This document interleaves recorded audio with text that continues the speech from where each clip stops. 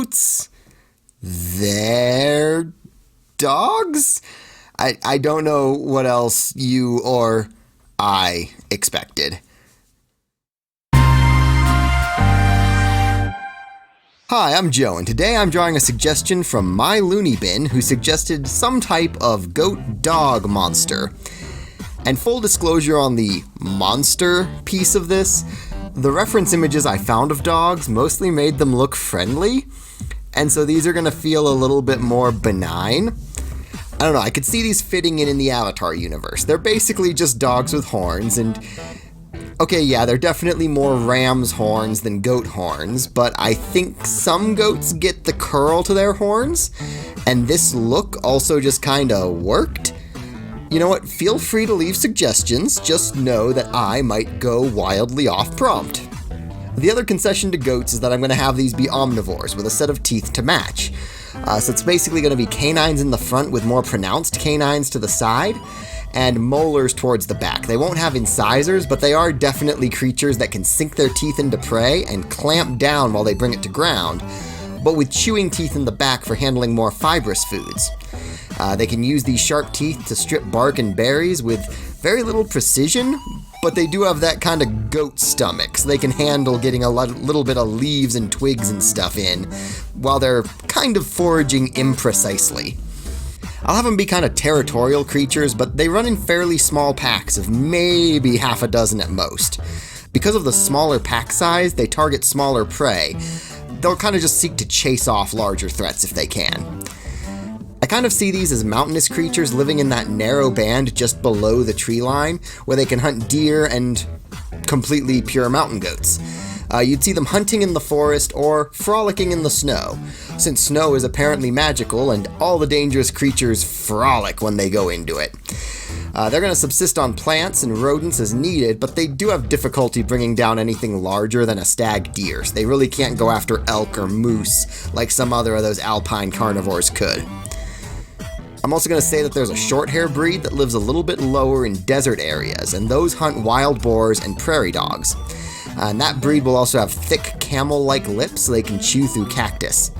The needs of the desert has also led to this subspecies. It's got substantial poison resistance. The short-haired desert breeds tend to be less territorial and more easily domesticated. They kind of have to range a little bit further to get their foods. They don't really establish territory as much as they just establish a radius of, hey, don't come near us. So that makes them more easily domesticated. And the mountain breeds can imprint on another species, but they will still retain a lot of that territorialness. Think like those dogs that love the one or two humans they live with, but they would gladly kill the rest of humanity. You know, chihuahuas and stuff. Neither breed is as useful as a hunting animal as a actual dog bred to the purpose. They're kind of hard to train to point, and saving food for the alpha isn't an instinct due to their smaller pack sizes, so they don't really bring back the game that's been shot down.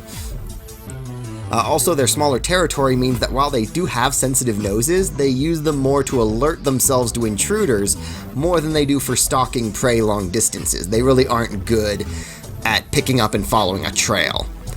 So with all of that, I've also decided to go for a stylized color scheme. They're probably going to be more of like a white to light gray, and the desert variety would be a short hair that's got like brown fur, kind of speckled black. But just for this image, I liked them in very cartoony, bright colors that feel unreal. I kind of like these guys now. I'm going to go ahead and stat them out for D&D. So for the stat block, I started off with wolves as a baseline. I decided to call this thing a sauret, which might already be a thing, but hopefully it's nothing too famous. Pokemon is kind of turning into The Simpsons did it with all of their simple animal names. They're kind of snatching them up, so please cross your fingers with me that I didn't stumble onto existing IPs with this.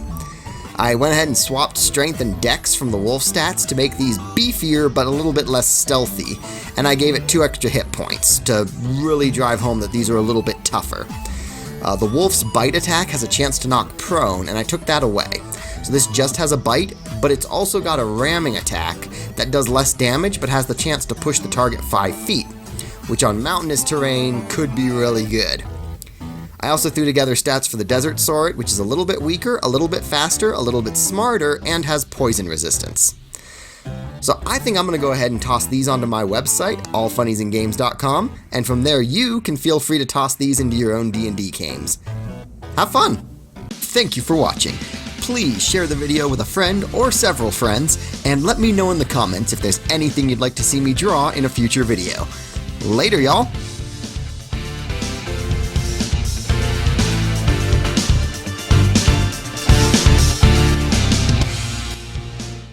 Also, here's a picture of Chucky. Natiya T asked me to draw him, so I did. But I have nothing to say about this. I've never seen the movies, and I didn't trace, but I used a reference, so hopefully it's close. I know nothing about this character.